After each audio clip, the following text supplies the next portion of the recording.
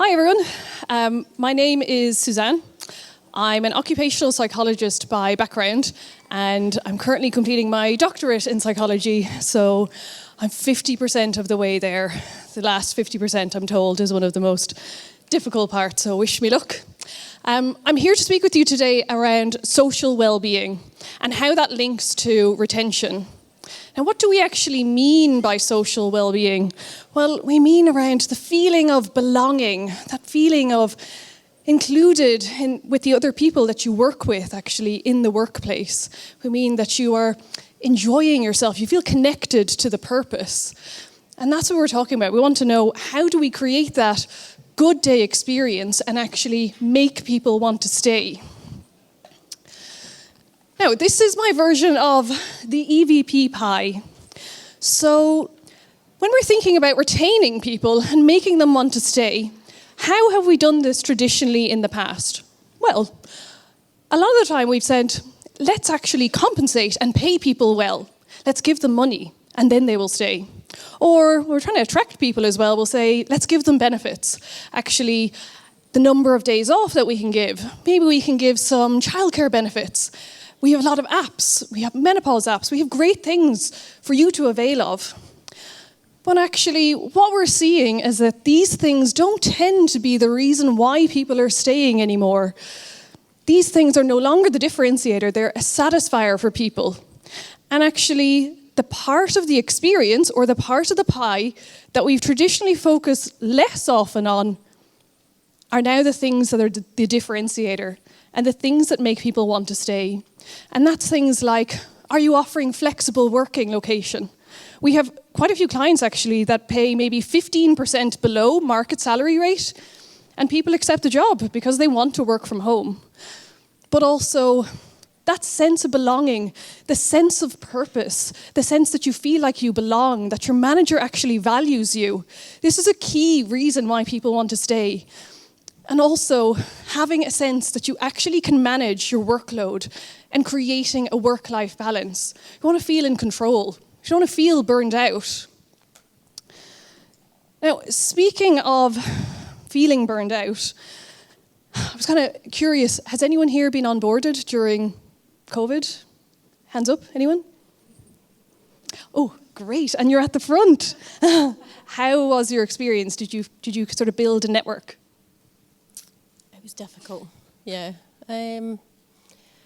So I suppose I was onboarded earlier this year, so it was coming towards the end of COVID, although I was onboarded while I had COVID, so that didn't help. I was stuck at home for 2 weeks trying to navigate technology, but no, it wasn't the perfect experience at all. It is difficult, and particularly for working from home, it means it's harder to build connections with people.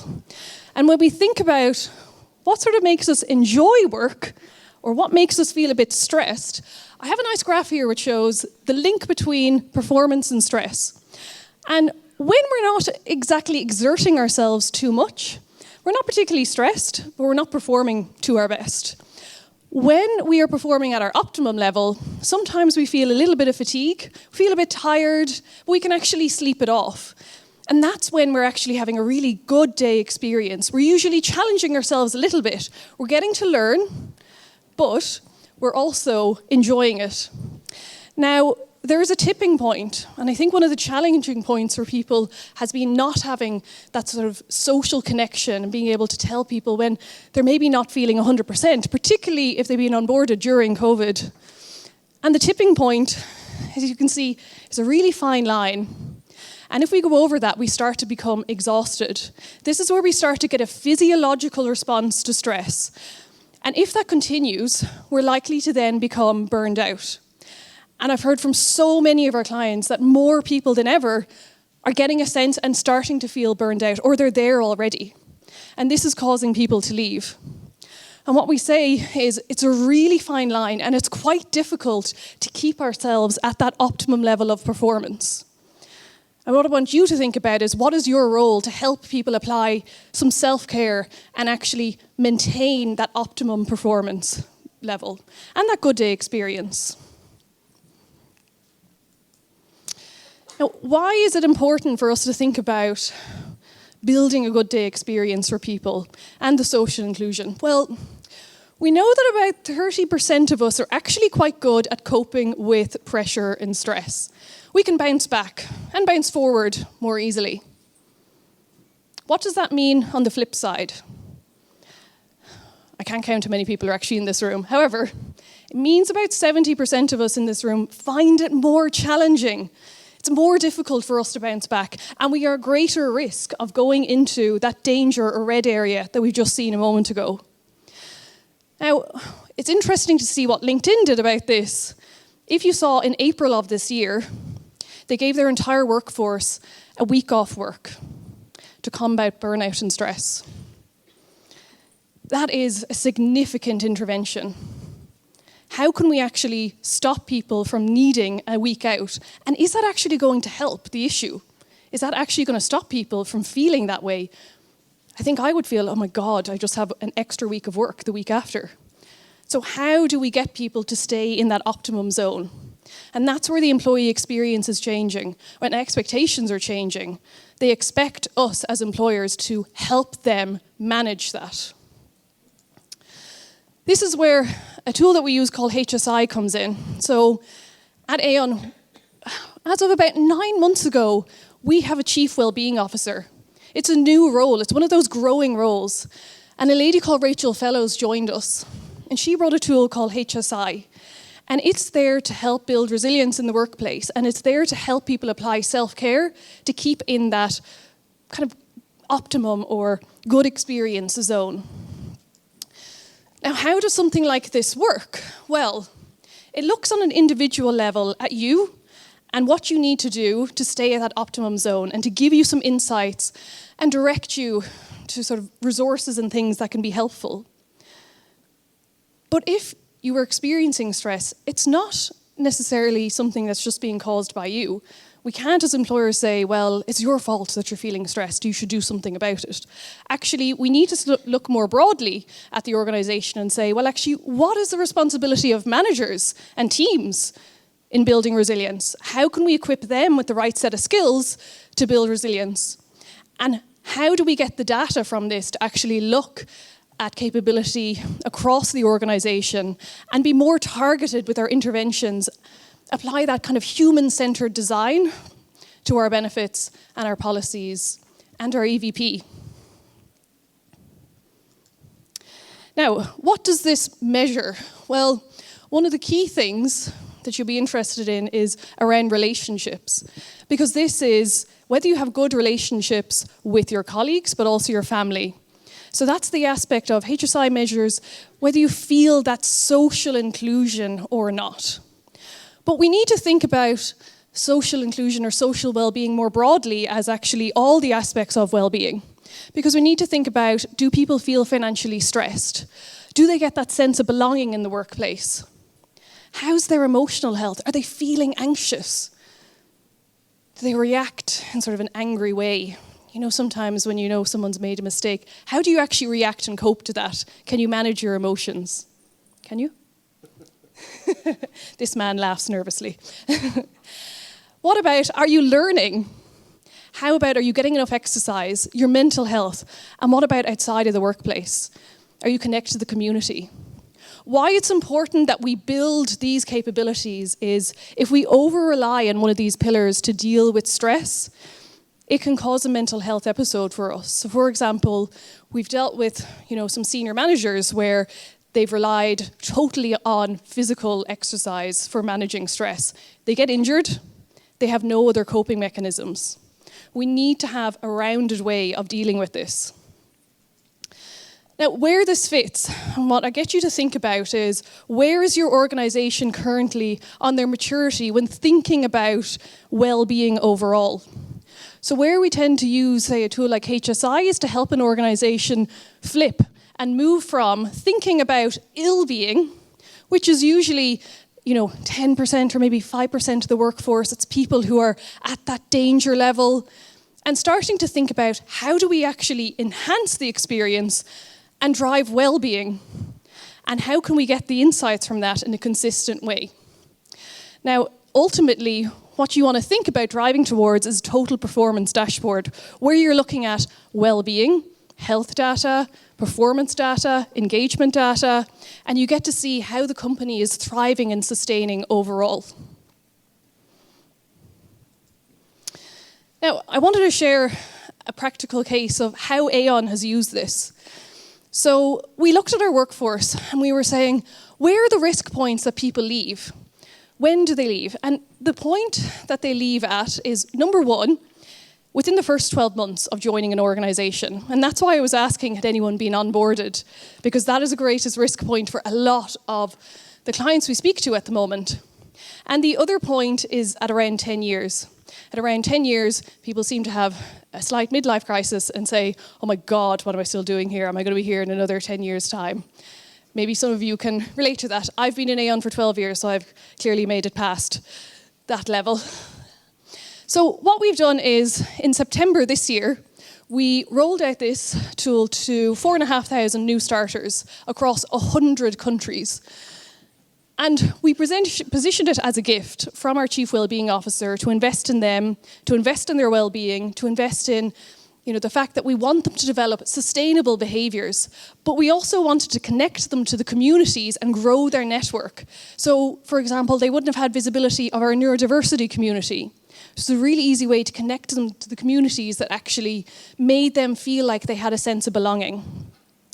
Now, what's interesting is that within about 20 or 24 hours, we had a 25% uptake rate, and within the 2 weeks, it was about 60% completion rate. And what was surprising, actually, is we were like, will people in Asia do this? It was actually one of our highest rates of completion. And that's because the expectations there seem to be that you don't talk about, say, mental well-being with your family or friends, but actually you now have an expectation that you can talk about this with your employer. The feedback from this has been really positive, because if you haven't had a chance to network and build that sort of social connection with people, they now are invited onto these monthly calls where they can speak about their well-being. They have an open forum. They meet people from different markets, different countries. It opens up the dialogue. And they say, oh my God, this actually has been a really nice experience for me. And they can come to as many of the sessions as they want. And the next area that we're looking at is, how do we embed this in things like our high potential program, and also things like giving access to everyone in the organization. Now, we have another client that rolled out a lot of benefits over the pandemic. Benefits, apps for everything. So many apps. No one was using the apps. And they said, we're not really sure if what we have actually serves the needs of our people, so can you help us? And we use this to understand, across those 8 pillars that we talked about earlier, what are people most sort of struggling with? And we design personas. What about the grads versus the apprentices versus the senior managers? What is it that they need? And then we were able to look at the benefits and audit it and say, actually, this is what we need to change.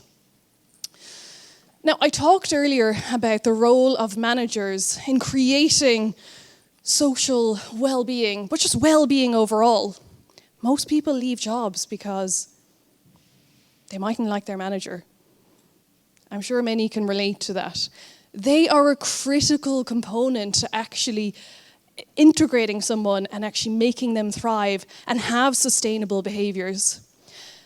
The role, though, as a manager has changed so much. It's not a transactional relationship. You do your job, I'll make sure you get paid. Actually, we have different expectations. We want them to have empathy now. And quite often, we'll hear from some of our clients, if there's engineers, I'm comfortable with spreadsheets and I don't know why this person wants to tell me about their family problems. There is a different set of expectations. But it's difficult to know, if you're not seeing that person all the time, how to equip them or build resilience in the team. And actually, on a team level, using the HSI tool, you can look at, does the team have the right set of skills or capabilities? It's not that maybe the people in the team are doing badly, but maybe they don't have the right set of skills or capabilities to do well. So have a think and say, are your managers actually well equipped to build resilience and actually create that inclusive culture at the moment? Because our data shows that actually most managers don't feel ready. And even if you have mental health well-being, training or first aider training, it only touches a small portion of managers. And a lot of others are left, if I can say, untouched. Now, think about how to make this more scalable. One of the clients that we helped, we sort of created this sandbox environment where people could be presented with realistic scenarios that they might face on a day-to-day basis around someone not feeling isolated, someone not feeling included, there being a team sort of lack of cohesion because of different ages. And they get to kind of practice and say, how would I respond? And they get some instant feedback. And it's been incredibly valuable for them to build their capability and know what are the new expectations of me and how do I actually manage in a world where the employee experience is so important and I'm a key part in that. So what I'm going to leave you with, the light is orange, which means I have to finish very soon, is to think about, if you're redesigning your EVP at the moment, how does well-being play a role in that? Think about the pie I showed you. Think about those differentiators, because they are the things that are going to differentiate you and attract people to the organization more than money and benefits. Number 2, do you have a way of knowing how well your workforce is? And if you don't, consider how to actually get there and understand it so that you can adapt and change the benefits that you have to fit their needs. And think about whether you have supported managers enough to also create that sense of purpose and belonging to retain people. And if you do these things, you'll create that sort of longer stay experience. Okay, I'm going to stop. I think we might have time for 1 or 2 questions. Thank you.